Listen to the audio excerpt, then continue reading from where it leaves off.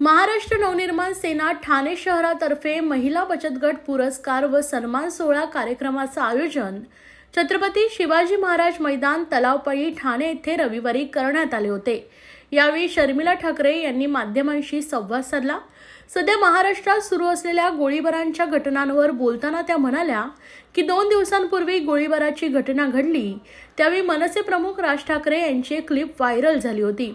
त्यात त्यांनी तेव्हा म्हटलं होतं आणि प्रत्येक भाषणात ते म्हणतात की महाराष्ट्रातील पोलीस अतिशय सक्षम आहेत, राजकीय कुठचाही दबाव न आणता त्यांना 48 तास दिले तर महाराष्ट्रातील सगळ्या मारामाऱ्या बंद होऊ शकतात। उद्धव ठाकरे हे पक्ष वाचवण्यासाठी बाहेर पडतायत का? तर यावर त्या म्हणाल्या की प्रत्येक राजकीय पक्षाला स्वतःच्या पक्षाचा प्रचार करण्यासाठी फिरावं लागतं, सत्तेत असलेल्यांनाही फिरावं लागतं आणि नसलेल्यांनाही फिरावं लागतं।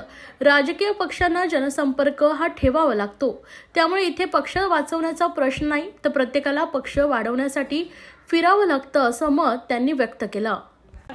2 दिवसापूर्वी जेव्हा हा हिंसाचार झाला त्या दिवशी राजसाहेबांची एक क्लिप व्हायरल झाली होती। त्याच्यात त्यांनी असं तेव्हा पण म्हटलं होतं आणि हे प्रत्येक भाषणात म्हणतात की महाराष्ट्राचे पोलीस हे अतिशय सक्षम आहेत, राजकीय कुठचाही प्रेशर न आणता त्यांच्यावर 48 तास जर तुम्ही दिलेत तर महाराष्ट्रातलं सगळं मारामाऱ्या बंद होऊ शकतात। उद्धव ठाकरेंना पुन्हा एकदा राज्यभर फिरावं लागतंय पक्ष वाचवण्यासाठी, काय सांगाल?